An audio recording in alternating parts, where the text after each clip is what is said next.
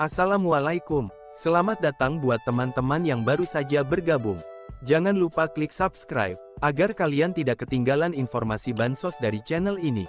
Buat teman-teman yang sudah subscribe dan like video ini, saya ucapkan terima kasih. Semoga kalian sehat selalu, dan dilancarkan rezekinya. Amin ya robbal alamin. Muni peraturan perpajakan ini sesuai dengan jadwal yang telah ditentukan. Tarif PPN tahun depan akan naik sebesar 12% per 1 Januari.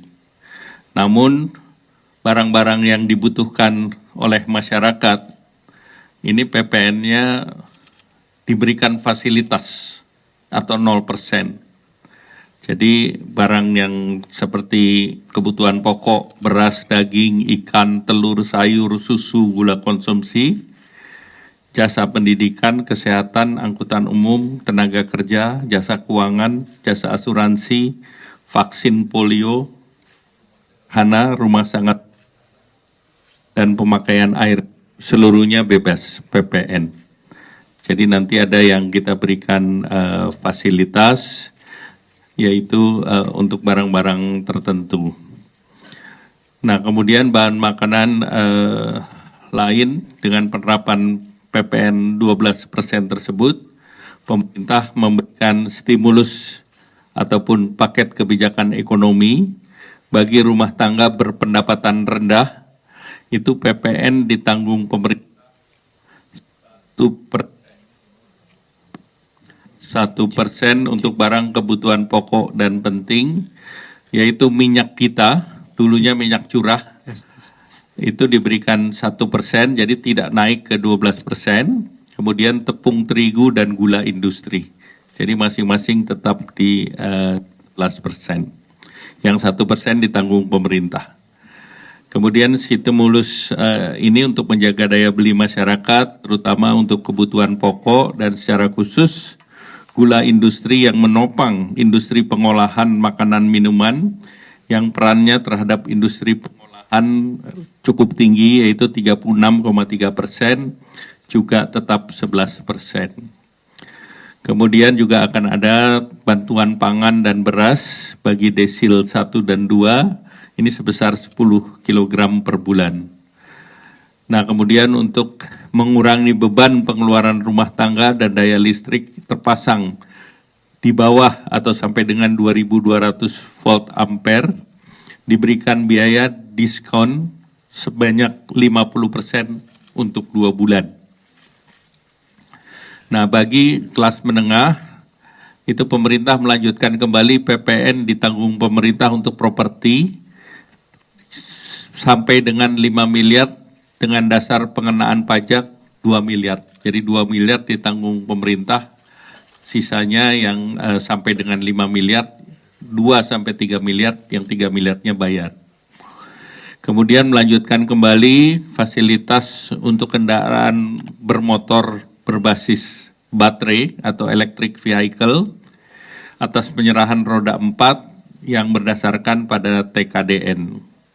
Dan masih dilanjutkan PPN BM ditanggung pemerintah untuk kendaraan baterai atau EV atas import EV roda tertentu secara utuh atau CBU, dan roda 4 tertentu yang CKD atau completely knockdown.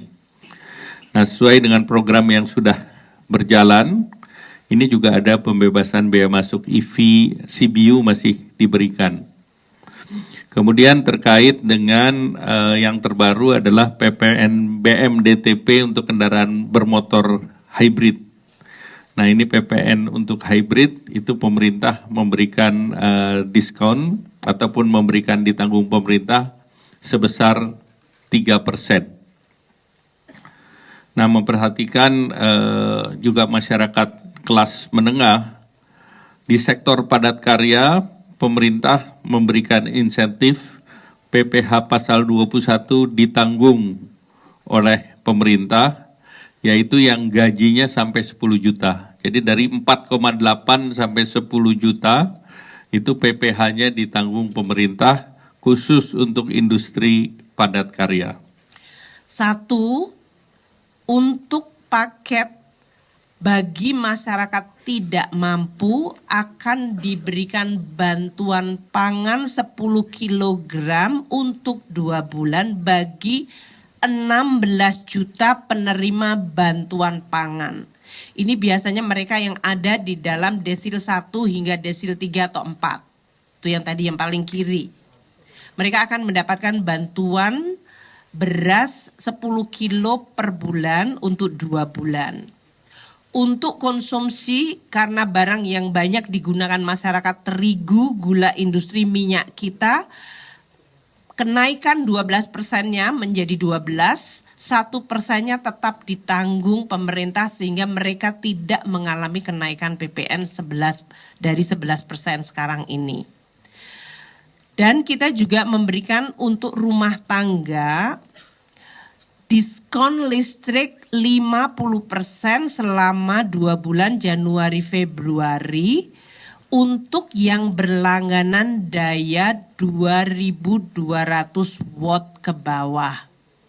Ini mencakup 81,4 juta rumah tangga sendiri atau pelanggan. 97% pelanggan di PLN masuk kategori ini dan mereka mendapatkan diskon tarif listriknya 50% lebih murah selama 2 bulan. Untuk pekerja tadi dilakukan perbaikan dan kemudahan akses jaminan kehilangan pekerjaan JKP. JKP ini total pesertanya di dalam BPJS Tenaga Kerja adalah 13,6 juta. Dana kelolaannya 14,4 triliun rupiah. Ini akan dibuatkan kemudahan sehingga mereka yang kehilangan pekerjaan diharapkan akan bisa mengakses mendapatkan bantuan JKP. Pemerintah melalui APBN juga sudah memasukkan uang untuk membantu di dalam JKP ini. Nanti akan disampaikan oleh Pak Menaker dan di sini juga ada Dirut BPJS. Untuk jaminan kecelakaan kerja di mana 66 triliun dana yang dikelola oleh BPJS ini juga akan diberikan diskon untuk JKK ini bagi pekerja yaitu 3,76 pekerja dari 110.000